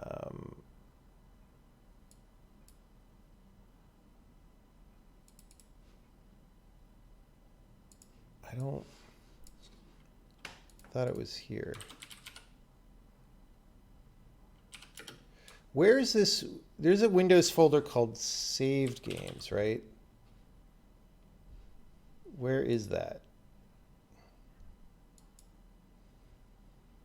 Is it on desk? No, it's not on desktop. It's not in app data. My games. Whoops. Is that a subfolder here or?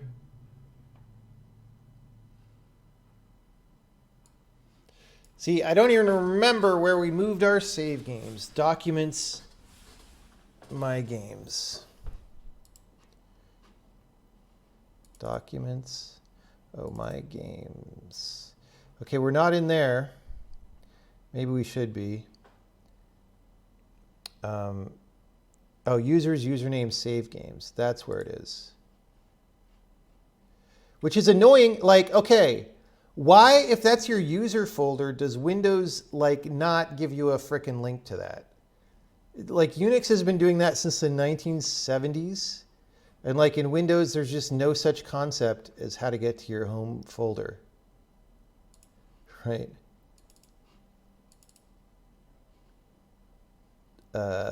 Save games. Here it is. We used to, for Witness and Braid, we save in like app data roaming, whatever, but that's hidden to users. It's just like a garbage place to put files. Okay, here we go. Here we go. I don't know why we're failing to load. That is definitely a problem. It's just not what I want to deal with right now.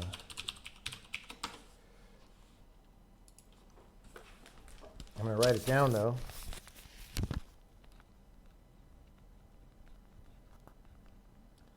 Because it's important to fix. It's just, if you let yourself get sidetracked, you never get anything done. All right. There we go. We're just confirming that it worked. We could pull stuff.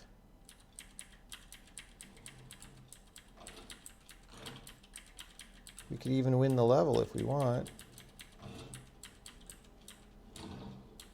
Now the rocks aren't tilting.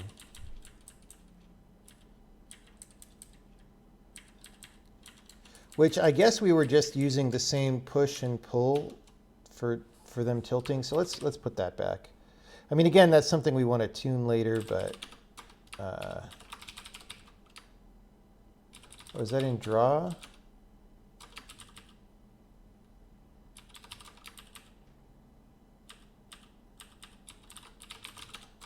Where is it?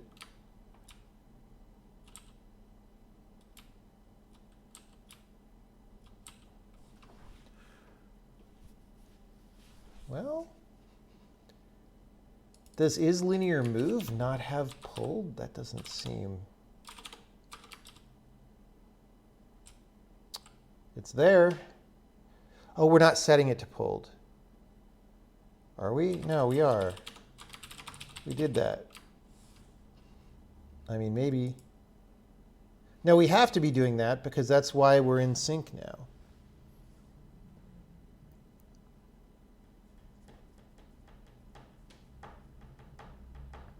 Maybe we just never tilted the rock, but wouldn't it? Okay, when we draw a rock, we say, is it a linear move?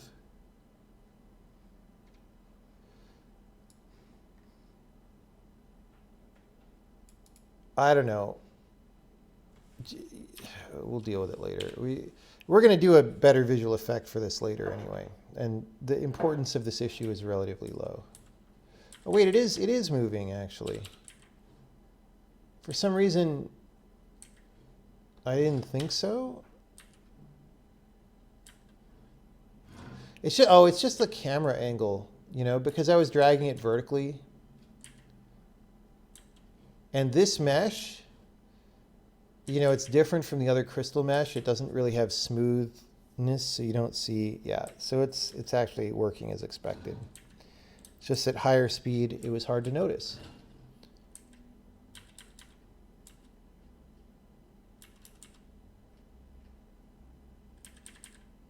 Okay, I think that's going to be it for the stream right now. We got good stuff done. Next stream, we want to do fixing the run speed again for the character to use the right speed settings. We want to add deceleration back. So right now we just stop hard like that. And that's not good. So we should now be flexible enough that we can add back that deceleration. And then I just want to do a general bug scan because we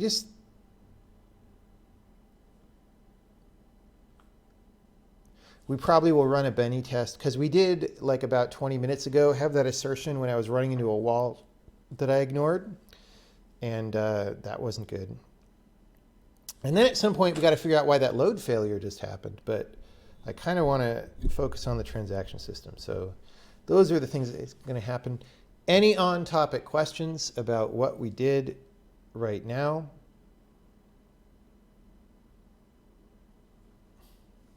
Do we add our repo durs to the Windows Defender exclusion list so it doesn't slow down seek times?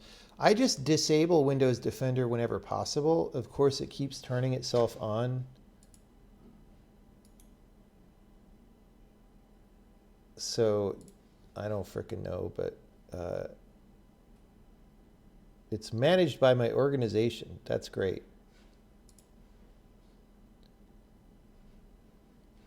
Like, they keep changing it to make it harder to even know if it's frickin' turned on or not. But I'm pretty sure it's off. Well, I'm not really sure about anything on Windows anymore.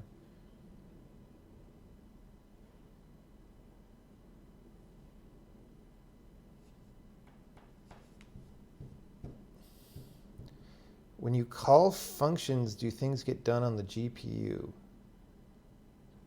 How much is the GPU used right now?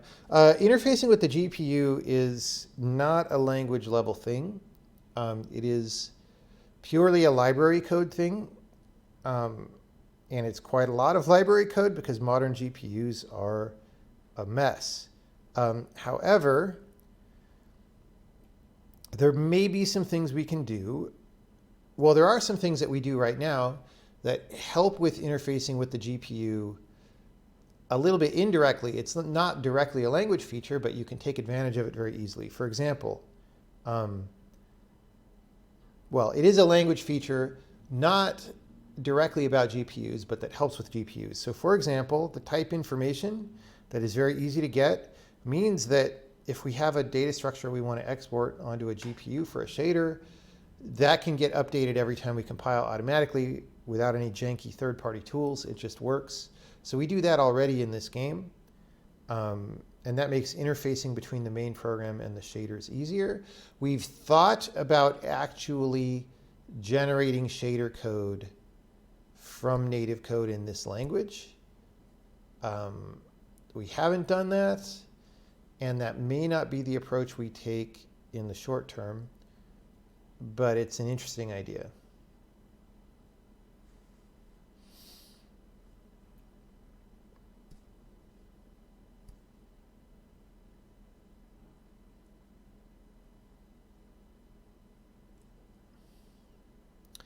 Does the Benny test include the occasional undos in the input recording? Yes, it does.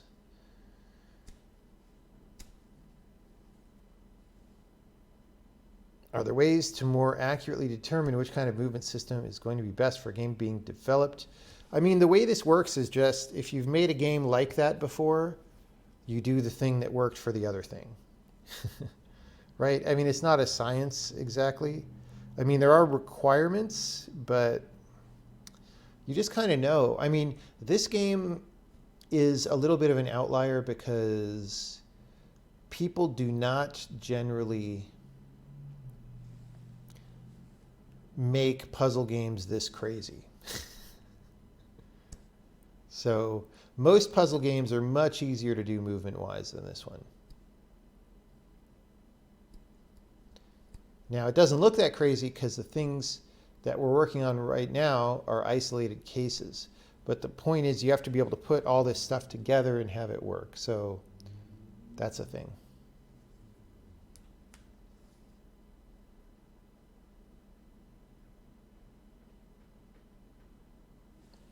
How are you dealing with animation callbacks, e.g. on complete, changing some other state like input allowed or something? We don't do that.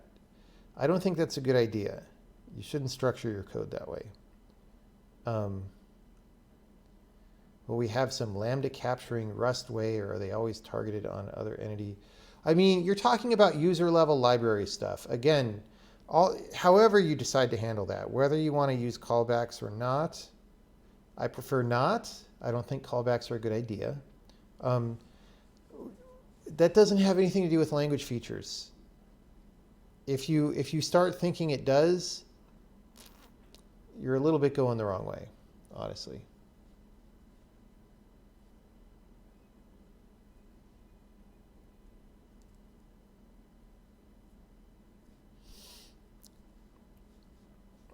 It's not really. What file formats do we use? We use our own file format. And we actually have two. We have a text format and a binary format. And the binary format is just like a more shippable version of the text format. It's not, you don't need to store very much information. So, I mean, all of the actual official formats are terrible for one reason or another, so just make your own and then you're in control of it and you're fine. It's all good. Proto-buffs. Are sounds baked into the animation? They are not right now. We'll see what happens later. See, right now, they're not played when feet hit the ground. They're played when you move as a move feedback. So they're not like synced at all, footsteps. And the question, it's a legit question about whether you want that or not. That snap was a very hard snap. Anyway. You mean to import objects from Blender or Maya or whatever? No, we have our own exporter that exports our own format. It's pretty easy to make one.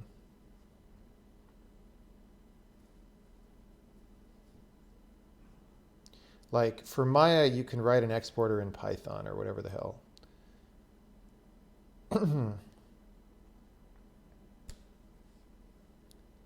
Can any object be dragged back that can be pushed forward? Well, yes, except of course there are tricky situations you can set up in level design.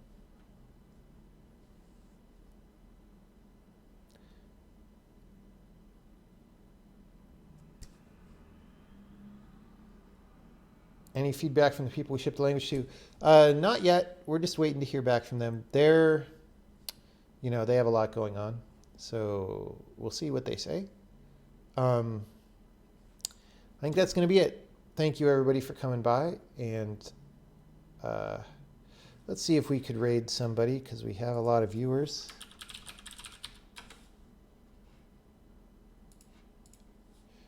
Go to Science and Technology.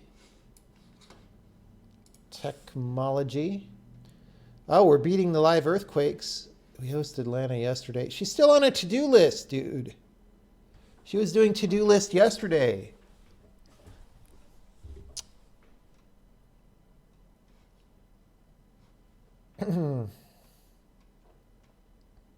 How many to-do lists can you have in life?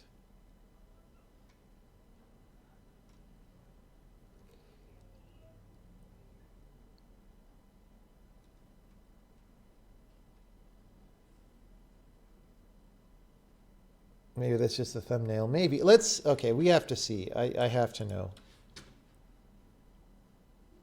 Okay. Well, AFK. But not to-do list. Simplistic games with anime character in the window. I don't know. I'm not seeing a lot of things. Deep state activity in Arizona. Dog World. I don't know, man. Why don't people program?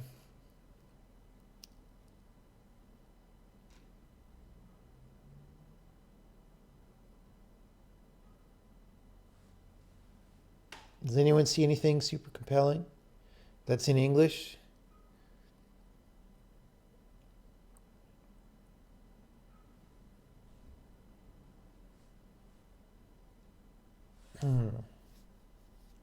Some guy's making a physics-based puzzle platformer. Is that here? Can I search for physics? I can't. Why is it the year 2020 and I can't see which word it's highlighting on the page?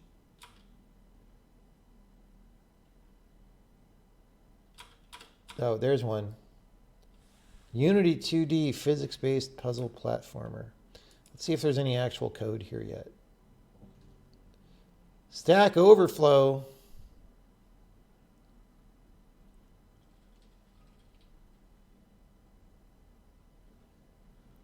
Too many parentheses going on. Oh, Andy just started. Let's host Andy because we haven't.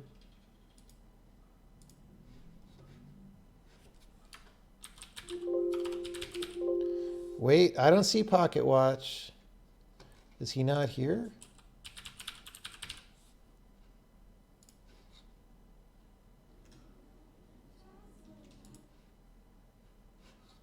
Well, whatever. We will we'll raid Andy and see you later.